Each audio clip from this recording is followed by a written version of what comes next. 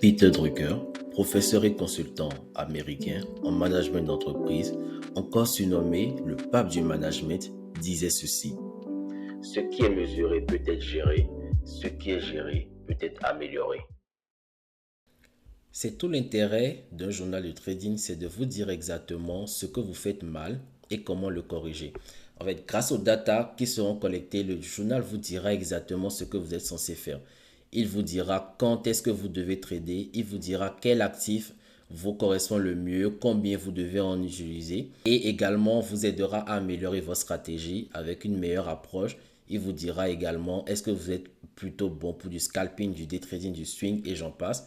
Mais également vous aidera à améliorer votre stratégie en vous donnant par exemple les meilleures directions à suivre, quelles sont vos zones d'intérêt, les meilleurs modèles d'entrée et comment mieux optimiser vos TP et vos SL. Toutes ces questions auront une réponse si vous faites correctement le travail de collecte de données.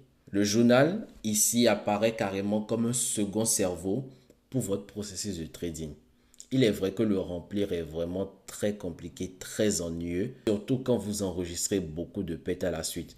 Mais une fois que le travail est fait, vous allez comprendre que ce n'était pas votre stratégie le problème, mais plutôt vous. Et c'est pour cela même que plus de 95% des gens échouent en trading parce qu'ils n'ont fait aucun travail de collecte de données, ils n'ont jamais enregistré un trade et ou soit ont mal enregistré.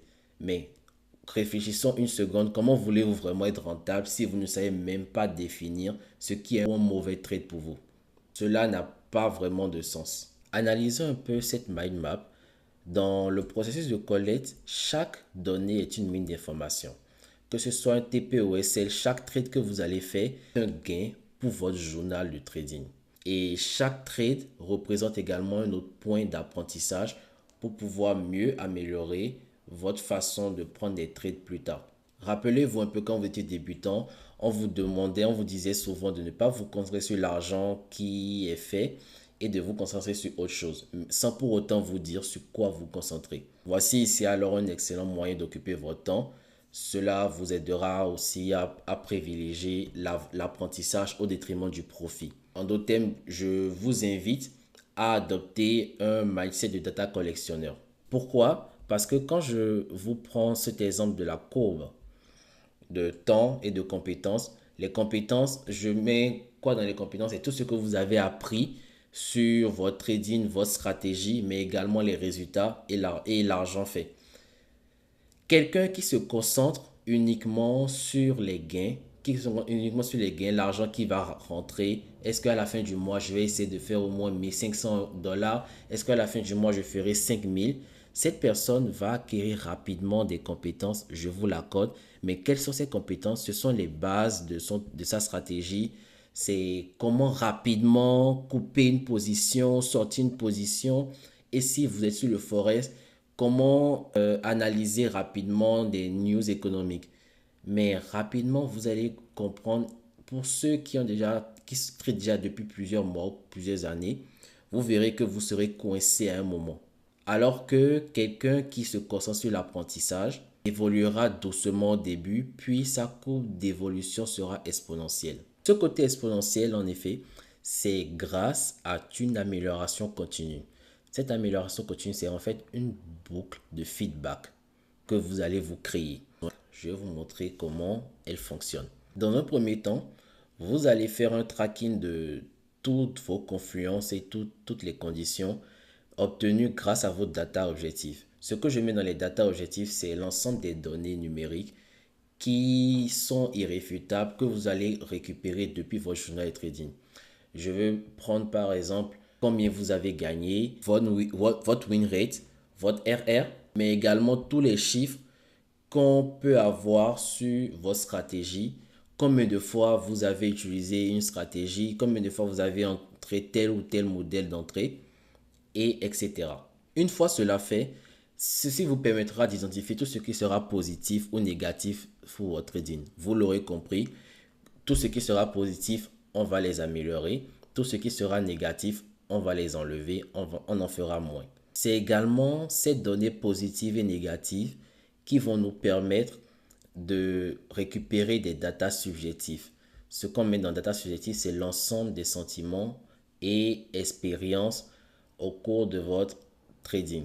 Elles vous permettront d'entraîner correctement votre intuition. Pourquoi ici je fais appel à l'intuition? Parce que je prends pour exemple, on a beau apprendre sur papier comment garder son équilibre pour faire du vélo, mais on ne pourra jamais réussir si on en fait réellement du vélo. Donc notre expérience entraînera notre intuition pour mieux gérer notre équilibre sur un vélo à deux roues et ainsi on réussira sans même s'en rendre compte. C'est pareil en trading. En tradant, notre intuition sera entraînée en cherchant les raisons derrière chaque résultat, en cherchant pourquoi est-ce qu'on perd sur des positions à certains moments et à d'autres moments, non. Une fois que vous avez des réponses à toutes ces questions, il vous suffit tout simplement de les mettre dans votre journal, de les itérer et améliorer. Vous verrez ainsi que vous allez obtenir des datas claires sur ce à quoi ressemble votre trade et ce à quoi ressemble vraiment un bon trade pour vous. Parce qu'une stratégie présentée à quelqu'un peut marcher sur cette personne, mais ne peut marcher sur une autre personne, tout simplement parce que nous avons des visions différentes de chaque chose. Voici comment devrait fonctionner votre amélioration continue. Dans un premier temps, vous avez votre stratégie que vous allez mettre en place, puis obtenir des résultats, des outputs. Ces outputs, dans votre journal de trading, comportera des données, comme on l'a vu, des données subjectives, qui vous permettront de faire des feedbacks. Ces feedbacks doivent être utilisés pour votre apprentissage, vous permettre de réviser votre stratégie et après l'améliorer. Une fois tout ceci fait, vous les rentrez dans votre stratégie et ainsi de suite. Nous voyons que nous sommes dans une boucle d'apprentissage. Comme ça, en effet, vous devrez améliorer votre journal de trading, votre stratégie de trading. Nous allons voir comment tout cela se traduit en pratique. Dans un premier temps, cliquez sur le lien en description, puis créez un nouveau compte Notion et dupliquez ce modèle de journal gratuit dans votre page privée Notion, juste en cliquant sur dupliquer. Une fois la page dupliquée, nous allons maintenant passer au processus de modification. La partie supérieure de notre journal de trading contient tout notre processus. Il contient votre modèle d'entrée, les objectifs à court, moyen terme, le temps, quand est-ce que vous devez trader, les actifs que vous devez trader, la procédure, le risk management, le stop loss et le take profit. Tout ça sont modifiables au fur et à mesure que vous avez beaucoup plus de données sur votre stratégie de trading et vos trades.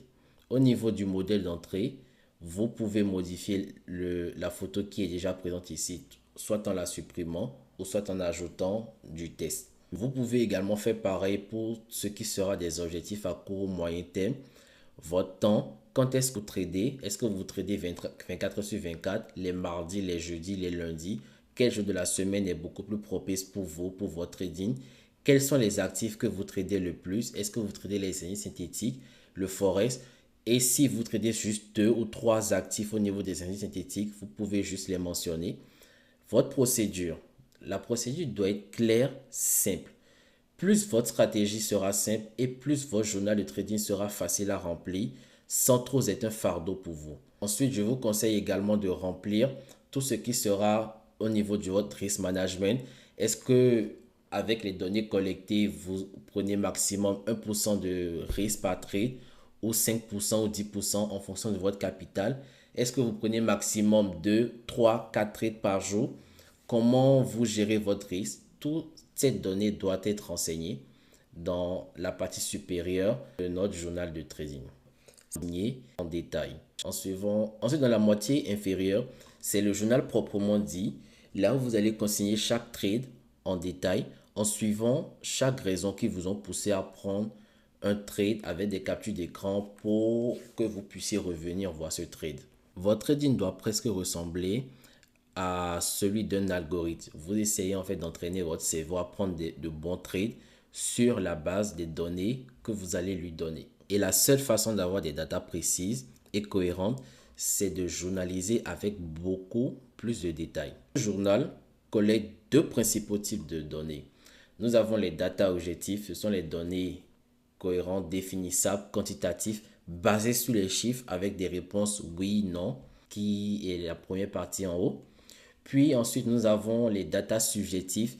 C'est beaucoup plus émotionnel, intuitif. Comment un trade s'est passé, comment je le sens ou comment est-ce qu'il paraît. L'objectif de la première partie des données objectives, c'est simplement de suivre vos confiances et vos raisons de prendre un trade, tandis que les données subjectives vous permettront d'entraîner votre intuition, vos émotions et vos espèces de ressentis sur un trade. Non.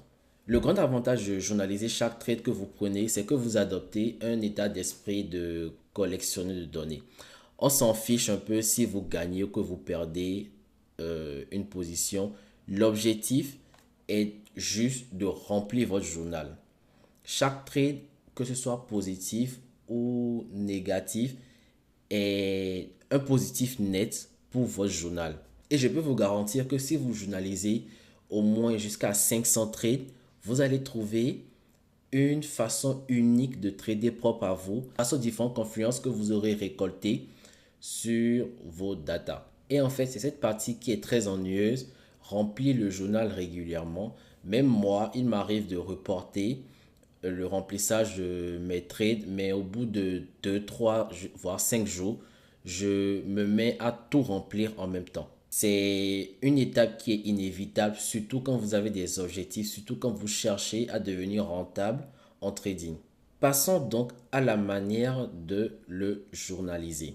Pour le faire, vous cliquez juste sur une nouvelle page. Je clique dans le vide pour pouvoir faire apparaître un aperçu latéral. Dans un premier temps, vous allez donc mettre le numéro itératif de votre trade. Donc ici, je mets numéro 2. Au niveau des actifs, je vous ai déjà mis un modèle avec la plupart des indices synthétiques de dérive. Vous pouvez bien évidemment modifier cette partie tout simplement en faisant un clic droit, modifier la propriété, supprimer ou en ajouter d'autres. Si vous êtes beaucoup plus Forex, vous pouvez mettre les actifs du Forex que vous tradez le plus. Je vous conseille de pré-remplir la plupart de vos actifs. Ceci sera d'une grande utilité si jamais vous exportez vos données en modèle CSV pour pouvoir les analyser sur d'autres outils, que ce soit en Python ou sur Excel. Après les actifs, je mets la condition du marché. Est-ce que j'étais en tendance, contre tendance ou en range? Ici, pour l'exemple, je mets contre tendance la position. On va prendre une position en sell. Le type d'entrée, est-ce qu'il était direct ou est-ce que c'était un ordre limite? Est-ce que c'était une exécution directe du marché? Oui. Ou si c'était une ordre limite, j'en mets également. La date du trade, ici, nous allons mettre le 19. Nous pouvons également ajouter une heure si on le souhaite. Le jour du trade, est-ce que c'était un lundi, mardi ou autre? Pour l'exemple, je mets vendredi. Le mois, mettons octobre. Le nombre de time frames sur lesquels vous avez fait vos analyses. Pour l'exemple, je vais mettre 3. Et quels sont ces time frames? Disons daily, H4 et M5. Quelles sont les figures que vous avez trouvées? Ici, prenons un an et un drapeau. Quelle autre figure avez-vous trouvé? Pour l'exemple, je mets un d'octobre. Vous pouvez bien sûr modifier tout ceci avec un clic droit en fonction de votre stratégie. Modifier la propriété toujours. Au niveau des zones d'entrée, je dirais un retest et le setup sera aussi en fonction de votre stratégie. Donc, pour l'exemple, moi, je mets un low time frame, c'était un retournement. C'est juste un exemple pour vous montrer comment le remplir. Si vous avez également des confluences dans votre stratégie, je vous invite également à le mettre. Les dernières informations sont à remplir à la fin de votre trade. Est-ce que vous avez été en profit? Si c'était en profit, un TP, en perte, un stop loss ou en break-even, un BE. Vous pouvez également renseigner les informations comme votre PNL en pourcentage. Donc, juste mettre par exemple 34. Est-ce qu'à la fin, vous avez fait 67 $? Je mets 67 et ça le met automatiquement en dollars. Et quel était votre RR? Disons qu'on était sur un RR de 2.9. Une fois cette partie effectuée, cliquez sur modèle Virate pour commencer à entrer les données subjectives. Donc ici, vous ajoutez tout simplement la capture d'écran de votre trade en daily et les autres. Vous avez H4, H1, M30, M15, M5, M1. Si vous avez des time frames spécifiques à votre stratégie, vous pouvez également modifier le modèle de Vairate. Enfin, je vous invite à rajouter le maximum d'informations, que ce soit sur votre analyse, comment vous avez ressenti, comment était votre ressenti au niveau de votre entrée. Au niveau du management, je vous ai laissé le lien de Vairate pour pouvoir faire vos calculs. Ainsi qu'au niveau de la leçon, qu'est-ce que vous retenez. À la fin, vous pouvez également mettre le graphique en clôture de position. Pour exemple, je vous ai laissé la première ligne sur le V100. C'est juste un exemple, pas vraiment un trade. Voici à peu près à quoi devrait ressembler la journalisation de votre journal de trading. Et donc, remplir votre journal de trading vous permettra de prendre conscience. Vous ne pouvez pas changer quelque chose si vous n'en êtes pas conscient. J'espère que cela vous a été utile. Vous pouvez également rejoindre le Discord pour poser des questions. Et si vous avez besoin d'aide pour configurer ce journal, pour savoir comment saisir vos données ou l'adapter à votre propre approche de trading, n'hésitez pas à rejoindre le Discord. N'hésitez pas également à liker cette vidéo et à vous abonner, puis activer la cloche de notification pour ne rater aucune vidéo. On se dit à la prochaine. Bon trade.